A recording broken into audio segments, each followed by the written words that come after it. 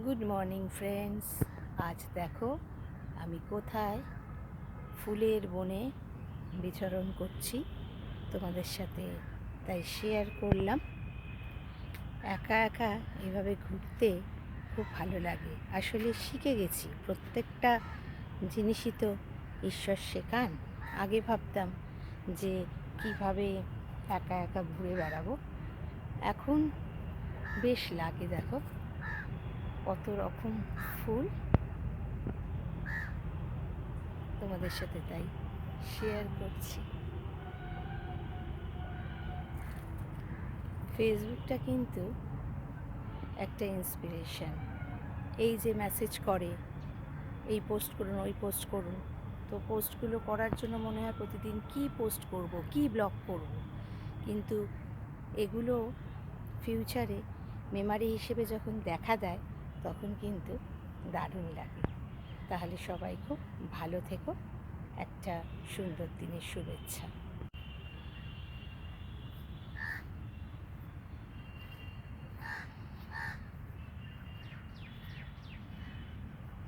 দেখো পাখির ডাক আর কত রকমের ফুল ফুটে আছে,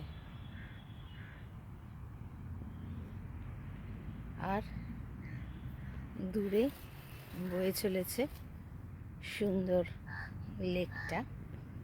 আর একটু ঠান্ডা পড়লে ভালো লাগবে।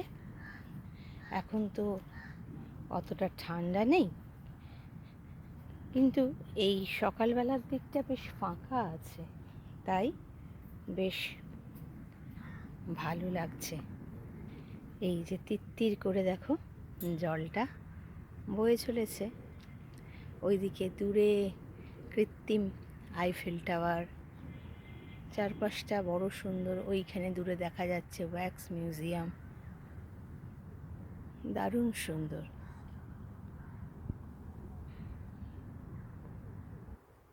বিভিন্ন কাজের ফাঁকে এরকম ফাঁকা জায়গায় খুব ভালো লাগে, তাই তোমাদের সাথে শেয়ার করছি। সবাই ভালো থেকো।